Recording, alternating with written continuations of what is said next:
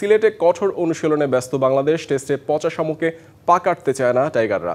সে কারণে আয়ারল্যান্ড সিরিজকে বাড়তি গুরুত্ব দিচ্ছে নাজমুল শান্তর দল। সিলেটের সবশেষ টেস্টে জিম্বাবুয়ের কাছে হারের ক্ষত ভুলতে চায় স্বাগতিকরা। মুশফিক মুমিনের ব্যস্ততা ছিল চোখে পড়ার মতো। এর আগে 151 বছরের পুরনো ঘড়ির সামনে টেস্ট সিরিজের ট্রফি উন্মোচন করেন দুই ক্যাপ্টেন। মুমিনুল হক আর কোচ সালাউদ্দিনের সুসম্পর্ক অনেক দিনের। গুরু শিষ্য ক্লাসে এবার মুগ্ধ দর্শক আশরাফুল। মুমিনুলের সাথে খেলছেন অ্যাশ, কিন্তু ব্যাটিং কোচ হিসেবে ক্লাস নেওয়ার বিষয়টি তো আলাদা। তাই হয়তো বিদায়ী কোচ সালাউদ্দিনের ক্লাসে মনোযোগী ছাত্র আশরাফুলও দেখে নিচ্ছেন মুমিনুল মুশফিকদের কিভাবে দিতে হয় ব্যাটিং দীক্ষা। 25 বছরের ওয়ারেন্টিযুক্ত দীর্ঘস্থায়ী দরজা প্রোটেক্টর, আধুনিক ও মজবুত দরজা।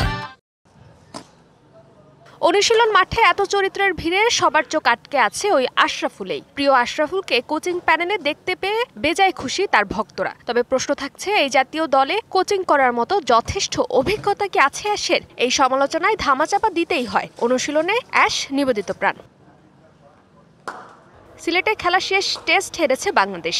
যাদের কাছে হেরেছে সেই জিম্বাবুয়েকে আবার হারিয়েছে আইরিশরা। আয়ারল্যান্ড এই ফরম্যাটে নতুন, কিন্তু শেষ 3 টেস্টে ওরা জিম্বাবুয়ে আফগানদের হারিয়ে দিয়ে রেখেছে ছোটখাটো হুঙ্কার। বাংলাদেশ যে টেস্টে খেলতে নামছে 130 দিনের বেশি সময় পর, পচা শামুকে আবার পা না কেটে যায়, তাই তো বাড়তি সতর্ক থাকতেই পারে টাইগাররা। এর আগে ক্রিকেট ট্যুরিজমের অংশ হিসেবে ঐতিহাসিক স্থাপনার সামনে ট্রফি উন্মোচন রেওয়াজ ধরে রেখেছে বোর্ড। সুরনা নদীর তীরবর্তী আলী আমজাদ ঘড়ির সামনে আয়ারল্যান্ড সিরিজের ট্রফি উন্মোচন করা হয়। অবধারিতভাবেই ছিলেন নাজমুল শান্ত ও বালবার্নি, দুই দলের দুই ক্যাপ্টেন। নতুনভাবে দায়িত্ব নেওয়া শান্ত এমন মুহূর্তে হেসেছেন বটে, তবে ভিতরে ভিতরে হয়তো আইরিশদের মুখোমুখি হওয়ার আগে টেনশনও আছে। ফারজানা জাহান প্রিয়া, ডিবিসি নিউজ।